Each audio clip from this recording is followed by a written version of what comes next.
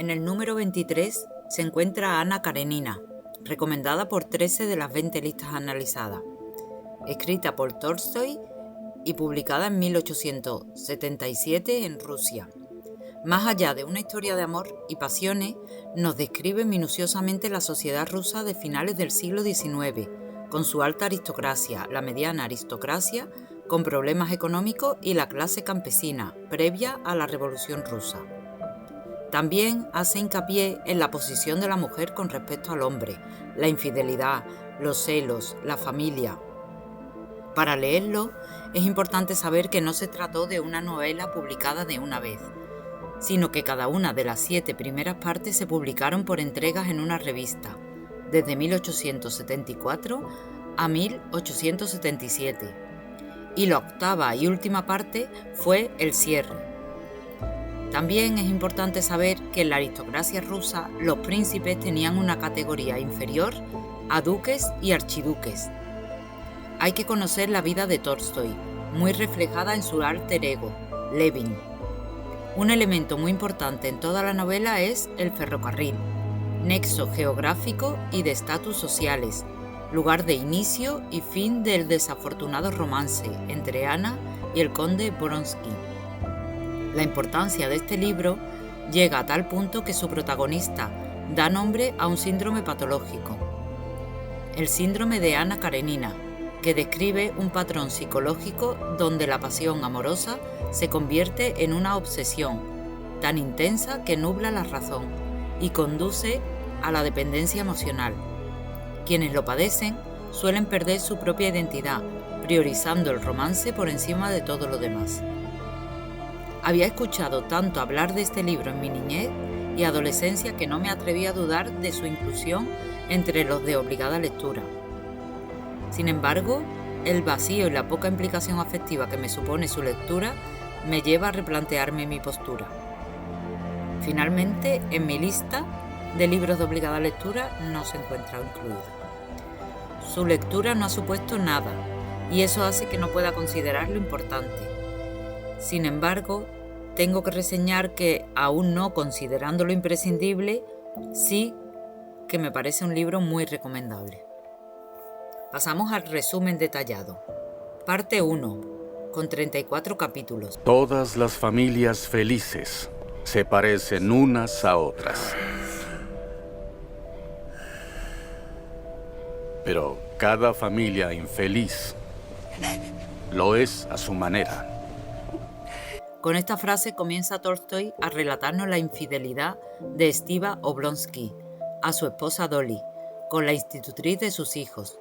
Infidelidad de la que no se arrepiente al ser descubierto. Lo único que tiene para reprocharse es el no haber tenido más cuidado para no ser descubierto. Recurre a su hermana Ana Karenina para que convenza a la madre de sus hijos para seguir juntos como si nada hubiera pasado. Su hermana es una gran señora de la alta sociedad, gracias a su matrimonio con un alto funcionario en San Petersburgo. Efectivamente, consigue con sus palabras persuadir a Dolly para que nada cambie en el matrimonio y en su familia con 6 hijos. Pero el viaje de Ana a Moscú consigue estabilizar el matrimonio de su hermano al mismo tiempo que se convierte en el inicio de su perdición. En el ferrocarril viaja junto a la madre del conde Vronsky, un joven apuesto militar que cae rendido a sus pies al conocerla, aunque ese encuentro se vea velado por un funesto incidente en la estación por un hombre atropellado por el tren. Este encuentro desestabiliza también el destino de la hermana de su cuñada Dolly, Kitty, quien se disponía a escuchar la oferta de matrimonio de Vronsky, pero este, deslumbrado por la belleza de Ana, se inclina más por perseguir el amor imposible con una mujer casada. Esperando esta oferta de matrimonio, Kitty acababa de rechazar a un amigo de Stiva, Levin, quien después de mucha reflexión se había decidido por ir a pedir la mano de Kitty. Ana, por su parte, asustada por lo que comenzaba a sentir por Vronsky, escribe a su marido para volver junto a él y el hijo que tienen en común inmediatamente. pero Vronsky la sigue hasta San Petersburgo para seguir cortejándola, y así ocurrió en los numerosos encuentros que iban teniendo en las reuniones de alta sociedad, en las que Ana acudía con su amiga la condesa Betsy Iverskaya, prima de Vronsky. Poco a poco Ana se va debatiendo entre la pasión que va sintiendo por Vronsky y los esfuerzos que tiene que hacer por preservar la fidelidad a su esposo, a quien día a día le va encontrando más defectos. Parte 2, con 35 capítulos. El desplante que había sufrido Kitty por parte de Vronsky la había sumido en una depresión que a inicios de la primavera la tenía aún postrada. Estaba tan enferma que el médico de la familia comenzó a sospechar que estuviera padeciendo tuberculosis. Su hermana se lamentaba de la pérdida de Kitty y también de la reconciliación con su esposo, que no había hecho más que convertir su posición en una situación humillante, soportando el que su esposo continuara con las infidelidades. Tan solo habían pasado 2 meses desde aquel fatídico viaje de Ana a Moscú. Los hijos de Dolly cayeron enfermos de escarlatina y Kitty marchó con ella para cuidarlos a todos. Pero al llegar la Cuaresma, como no mejoraba la salud de Kitty, la familia Shcherbatsky deciden marcharse al extranjero.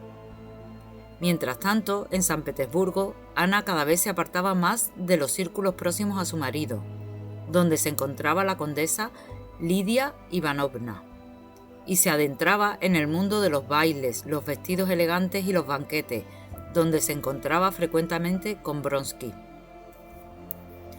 La conducta de ambos era tan descarada que fue despertando los rumores entre la alta sociedad, rumores que comenzaron a inquietar a Karenin, más por la imagen social que por preocupación personal.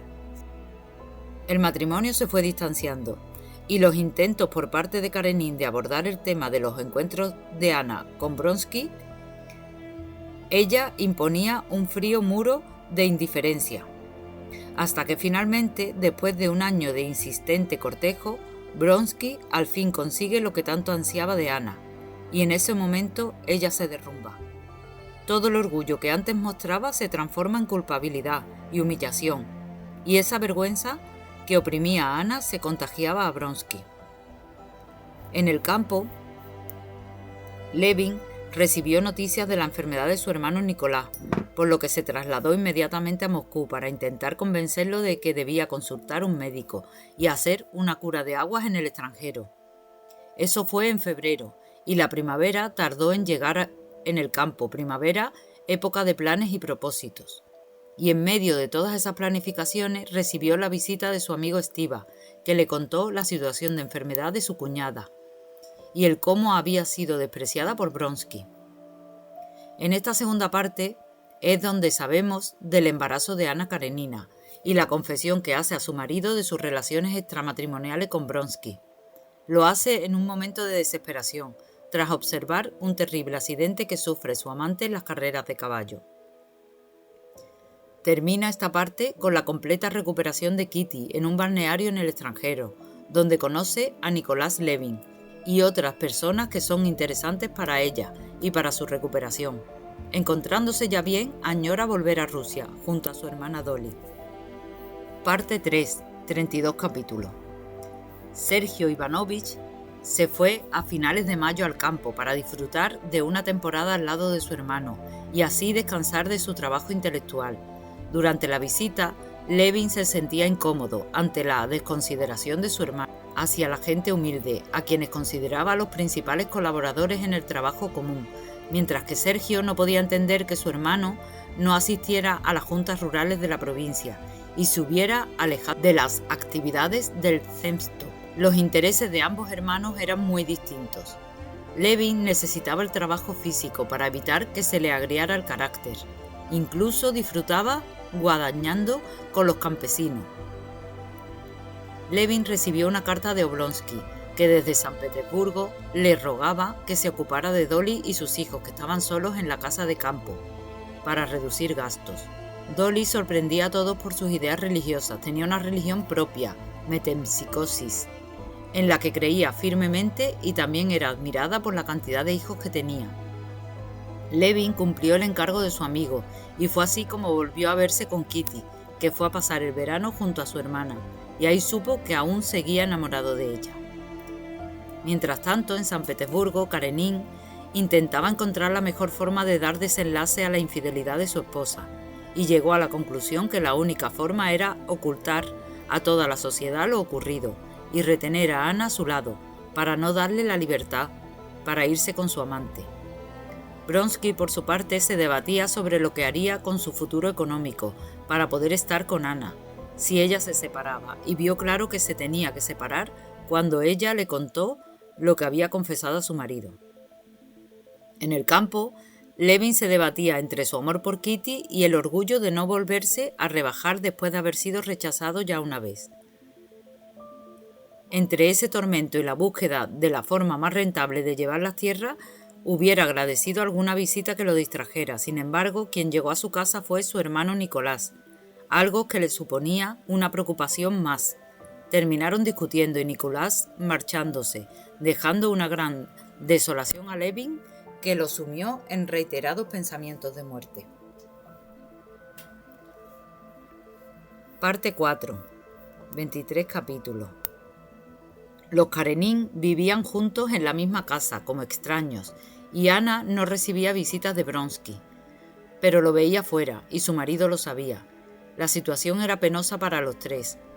Aquí es donde comienzan a aparecer los primeros accesos de celos de Ana, y Vronsky se los perdona, porque sabe que la única causa de estos celos es la pasión que ella siente.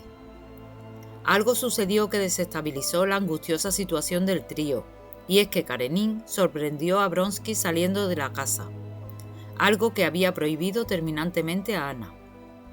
Eso le hizo cambiar de idea. Tramitaría el divorcio, pero le quitaría el niño a Ana. La dejaría sin su hijo como castigo por su conducta indigna.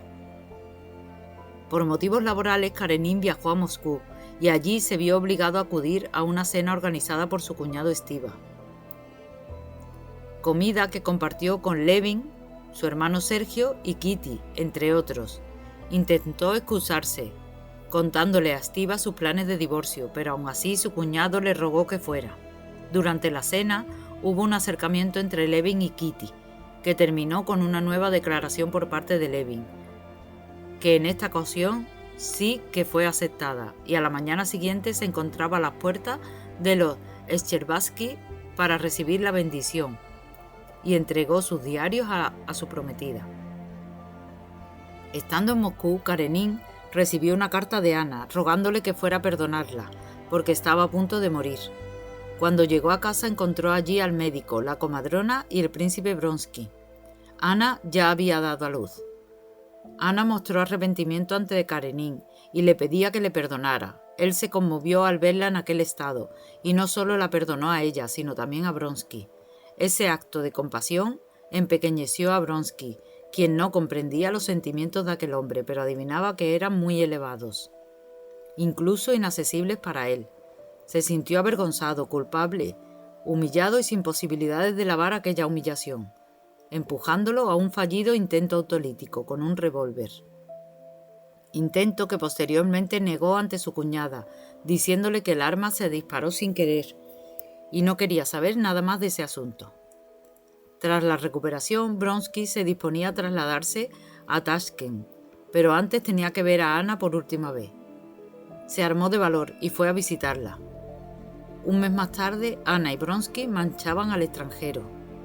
Karenin quedó solo en su casa con su hijo. Había renunciado al divorcio para siempre.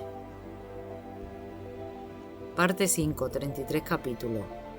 Aunque era demasiado precipitado preparar el ajuar de la boda para antes de Cuaresma, tan solo quedaban 5 semanas, la madre de Katy accedió a prepararlo en 2 partes, para acelerarlo, y se molestaba con Levin por no opinar. Pero a Levin todos los preparativos le sobrepasaban, simplemente se limitaba a conformarse con lo que decidían en su entorno, y es que se sentía tan feliz que nada de lo que hicieran o dejaran de hacer podría enturbiar su felicidad. Con respecto a la religión, Levin ni creía ni dejaba de creer, así que en el momento de la confesión, antes de la boda, el mayor pecado que pudo confesar fue la duda. El día de la boda, su hermano Sergio le recordó que tenía que despedirse de la libertad de la vida de soltero. Pero lo único que le inquietaba a Levin no era esa pérdida de libertad, sino los celos porque Katy no le hubiera dicho toda la verdad de ella con Vronsky, o que tuviera dudas con respecto a la boda. Terminada la boda, Levin sintió que los dos formaban uno solo. Después de la cena se marcharon de Moscú, a casa de Levin en el campo. 3 meses llevaba ya Anna y Vronsky viajando por el extranjero. Venecia, Roma, Nápoles. Vronsky retomó su antigua afición por la pintura, mientras Anna vivía en una nebulosa de felicidad que ni los amargos recuerdos de todo lo ocurrido unos meses atrás conseguían turbiar. Ni sufría ni notaba para nada la deshonra. Pero Vronsky no era feliz. La realización de sus deseos no le procuraba esa felicidad que esperaba. Intentó alcanzarla por medio de la pintura, pero ni siquiera la mediación de su amigo Golesnichev para que el pintor Mikhailov diera un impulso a su carrera como pintor, le hizo triunfar. Y así dejó de pintar. 2 meses después de la boda, Levin era feliz, pero no tanto como había esperado. La vida en común era más difícil de lo que podía imaginar, y los enfados y discusiones con su esposa lo dejaban abatido. En el 3er mes de matrimonio se trasladaron a Moscú durante 1 mes, y ahí el matrimonio entró en un terreno de mayor comprensión. Levin recibió noticias de María Nikolaevna, la mujer que estaba con su hermano Nicolás, anunciándole la enfermedad de este y la precaria situación económica que atravesaban. Levin quiso marcharse solo para acompañar a su hermano en sus últimos días, pero Katy insistió en acompañarle y se afanó eficientemente en el cuidado de su cuñado. Lo que parecía una muerte inminente se convirtió en una agonía interminable que parecía no llegar nunca al momento de la muerte. Katy enfermó de agotamiento y ahí supieron que estaba encinta. Mientras tanto, en San Petersburgo, Karenin se sentía desolado tras la pérdida de Anna. Recordaba la soledad de su infancia. Su padre había muerto siendo él muy pequeño y su madre cuando solo tenía 10 años. Su tío Karenin, alto funcionario del zar, cuidó de la educación suya y la de su hermano. Nunca entabló amistades con nadie durante sus estudios y su hermano falleció poco antes del casamiento de Karenin, de modo que Anna era su única familia y ahora se había marchado, dejándolo en una deshonrosa posición. Él no recordaba a la condesa Lidia Ivanovna, pero ella sí pensaba en él, y aprovechó aquel momento de terrible desesperación y soledad para aparecer y hacerse imprescindible para Karenin. Se encargó del cuidado de Sergio, y aprovechó aquella posición para convencer al niño de que su padre era un santo y que su madre había muerto. Y después convenció a Karenin para que no cediera ante las súplicas de Anna por ver a su hijo. Sin embargo, el niño no creía que su madre hubiera muerto y la buscaba en el paseo. Anna y Vronsky fueron a San Petersburgo. Allí Vronsky era admitido en las reuniones de alta sociedad, pero sufría al ver cómo Anna era rechazada. Ni siquiera su buena amiga Betsy se veía con ella en público. Pero el verdadero objetivo de Anna en San Petersburgo era ver a su hijo, y lo consiguió a pesar de la prohibición, sobornando a los criados.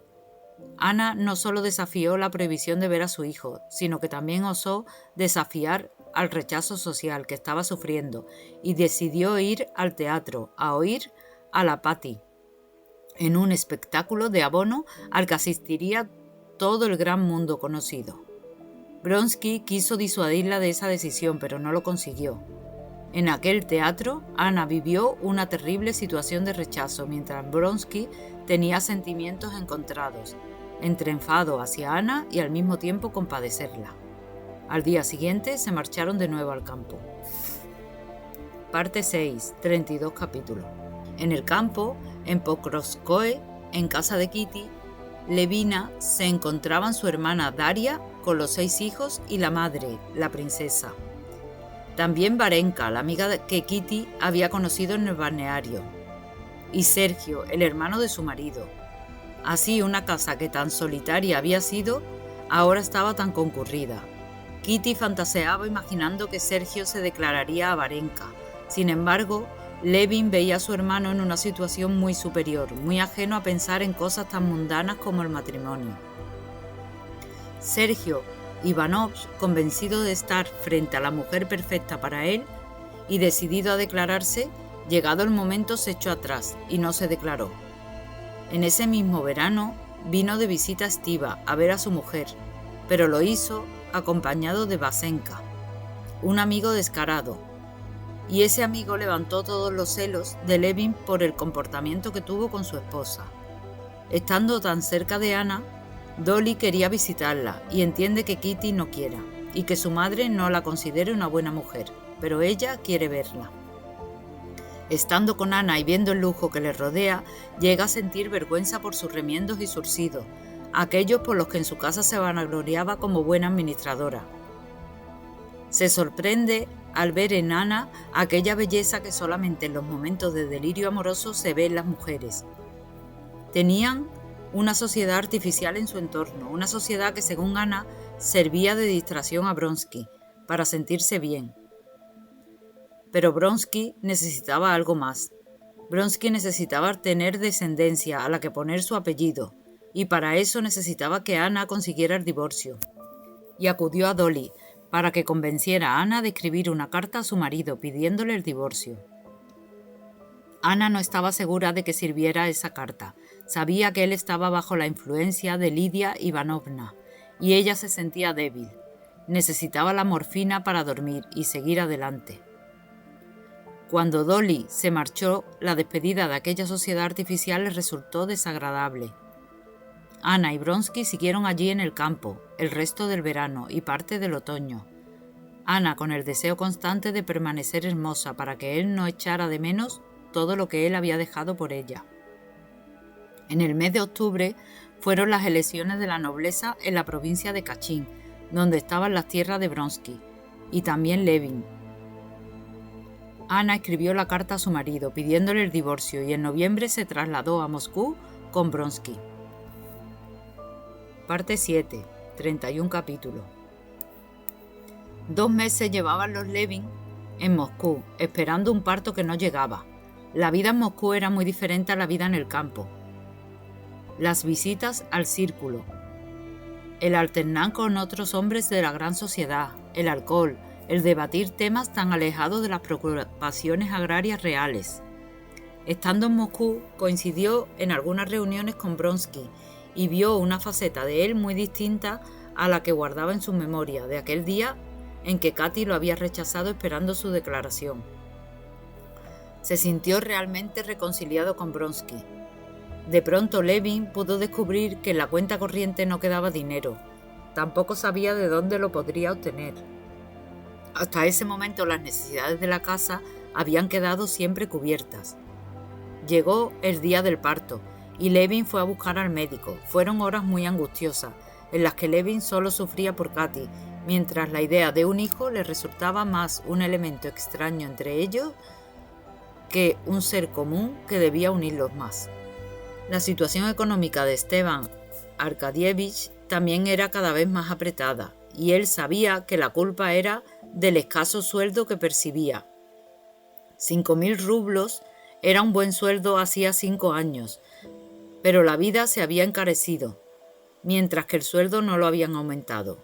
Pensaba en sus conocidos que tenían sueldos mucho más elevados, 12.000 rublos como director de banco, 17.000 como miembro de una sociedad o 50.000 como fundador de un banco.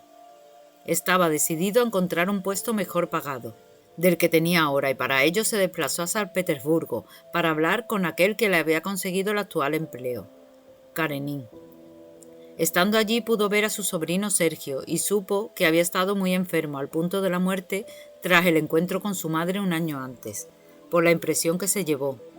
También le pidió que reconsiderara el divorcio, pero después supo, por Betsy, que Karenin no tomaría la decisión hasta que Lidia Ivanova diera el visto bueno, y ésta a su vez necesitaba el visto bueno de Landau, ahora conde y Besubov. San Petersburgo rejuvenecía a Stiva. Después de la monotonía de la vida moscovita, la complejidad de la vida en San Petersburgo le mantenía en un estado de continua excitación. La respuesta de Karenin al divorcio fue un rotundo no. Mientras tanto, en Moscú, las disputas entre Anna y Vronsky eran continuas y cada vez más fuertes, siempre fruto de los celos de Anna, y los intentos por controlar esos celos solo provocaban emociones más intensas que le hacían explotar. Anna continuamente pasaba del arrepentimiento y sentimientos de culpa por su conducta al más profundo rencor y recelo por el temor a dejar de ser amada, hasta el punto de horrorizarse de sí misma al ver que no era capaz de controlar sus sentimientos. Anna pensó que si volvían al campo conseguiría mantenerse más serena. Preparó las maletas y Vronsky estuvo de acuerdo con ella, se marcharían al campo. Tan solo le pidió a Anna un día para arreglar asuntos de su madre. Ese aplazamiento reactivó los celos de Anna, que ya no podía pensar en el cambio de domicilio ni en la vida en común. En su mente solo estaba la princesa Sorokina, que vivía al lado de la condesa Bronskaya. Llevó la paciencia de Vronsky hasta el límite y éste simplemente se marchó a arreglar aquello que tenía que solucionar en casa de su madre, mientras la mente de Anna hervía en los pensamientos de lo que ocurriría al ser abandonada por Vronsky. La muerte era la única salida posible a la vergüenza y la deshonra que había provocado con su conducta. Pasaba de los celos más insensatos a una ternura exaltada y llena de pasión. Anna fue a visitar a Dolly, pensando que ella la entendería, pero lo que allí sucedió la sumió en mayor desconsuelo. No tuvo la ocasión de confiar a Dolly lo que estaba sufriendo, y por el contrario supo que Kitty estaba dando el pecho a su niño y no quiso salir a verla. Se sentía más desplazada y rechazada. Decidió ir en busca de Vronsky, lo arreglaría todo con él. En el ferrocarril su ánimo fue decayendo por momentos. Todo el glamour que anteriormente le transmitía el ferrocarril ahora se quedaba en un diván sucio de muelles y niños murmurando a su paso. Cuando bajó en la estación recordó a aquel hombre que había muerto aplastado el día de su primer encuentro con Vronsky y comprendió lo que tenía que hacer. Ya en la vía del tren, justo antes de ser aplastada por el tren, se horrorizó de lo que hacía sin poder dar marcha atrás. Tan solo alcanzó a exclamar sin fuerza: «Señor, perdóname». Parte 8, 19 capítulos. Sergio Ivanovich por fin había terminado su libro, había sido publicado. Sin embargo, no había obtenido el éxito que esperaba alcanzar. Fue a visitar a su hermano Levin. En la estación de ferrocarril de Kursk llegaron 4 carruajes de alquiler cargados de voluntarios para la guerra de Serbia. En el tren también iba Vronsky, acompañado de su madre. Habían pasado ya 2 meses desde el trágico final de Anna. Fue su madre quien les contó lo que ocurrió tras la muerte de Anna. Vronsky estuvo 6 semanas sin hablar con nadie. Para ella, la guerra de Serbia había sido una ayuda de Dios para sacar a su hijo del estado en el que se encontraba. Ahora partía al mando de los voluntarios. El propio Vronsky les confesó que para él su vida no valía nada y eso convertía en alguien muy útil para penetrar en las filas enemigas y matar o morir. Se alegraba de tener algo a lo que poder ofrendar su vida. Intentaba recordar a Anna tal como era, cuando la encontró por primera vez en la estación, misteriosa, espléndida, enamorada, feliz, e intentaba borrar de su mente el recuerdo del carácter ferozmente vengativo que tenía ahora de ella. Desde que fue padre, Levin sufría un gran tormento, hasta el punto de sentirse a menudo cerca del suicidio. Incluso evitaba salir a cazar por temor a dispararse, y había escondido las cuerdas para no estrangularse. No encontraba sentido a la vida. Cada vez que miraba a alguien, lo único que podía llegar a pensar es que algún día esa persona estaría muerta y enterrada. Un día las palabras de un campesino hizo brotar en su alma algo nuevo. De pronto entendió que hay que vivir no para nuestras propias necesidades, sino para Dios. Y ahí le surgió la pregunta de ¿para qué Dios? Creyó que estos nuevos sentimientos lo convertirían en un hombre nuevo, una mejor persona, que nunca discutiría. Pero pronto se descubrió a sí mismo irritado con el cochero y supo que estaba equivocado al creer que su estado de ánimo podía cambiar fácilmente. De lo que sí estaba seguro es que a partir de ahora, independientemente de lo que pudiera pasar, su vida ya no sería irrazonable, no carecería de sentido, sino que todos y en cada uno de sus momentos poseería el sentido indudable del bien y que él era el dueño de infundir ese bien en su vida. El autor, León Tolstoy, 1828 a 1910. Escritor ruso, considerado uno de los grandes exponentes del realismo literario y un influyente pensador filosófico y social. Nació en una finca cercana a Moscú, cuarto de 5 hermanos de una familia aristocrática, hijo del conde Nikolai Ilich Tolstói y la condesa Mariya Volskonskaya. Quedó huérfano de padre con tan solo 2 años y de madre a los 9 años, quedando al cuidado de sus tías. Recibió educación privada con tutores franceses y alemanes y a los 16 años ingresó a la Universidad de Kazán, donde estudió lenguas y derecho, aunque abandonó sus estudios sin completar una carrera formal. En 1851 se incorporó al ejército ruso, participando en campañas en el Cáucaso y en la Guerra de Crimea. Estas experiencias inspiraron sus primeras obras, como Relatos de Sebastopol y la novela corta Los cosacos.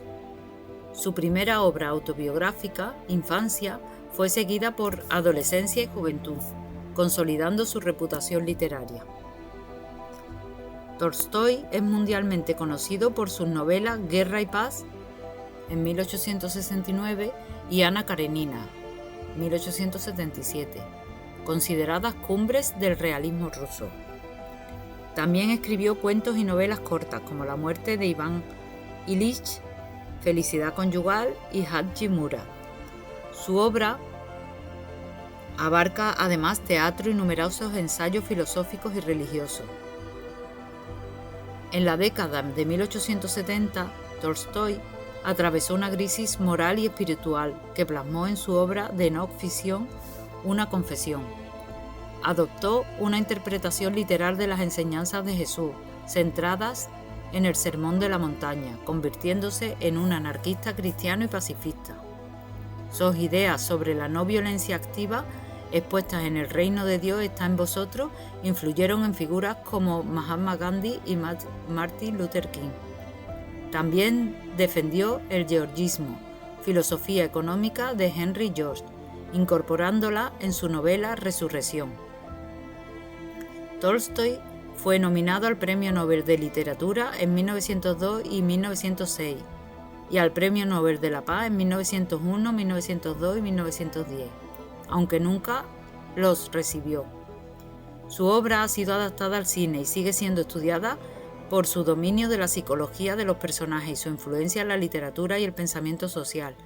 Falleció el 20 de noviembre de 1910 en Astapovo, dejando un legado literario y filosófico que continúa vigente.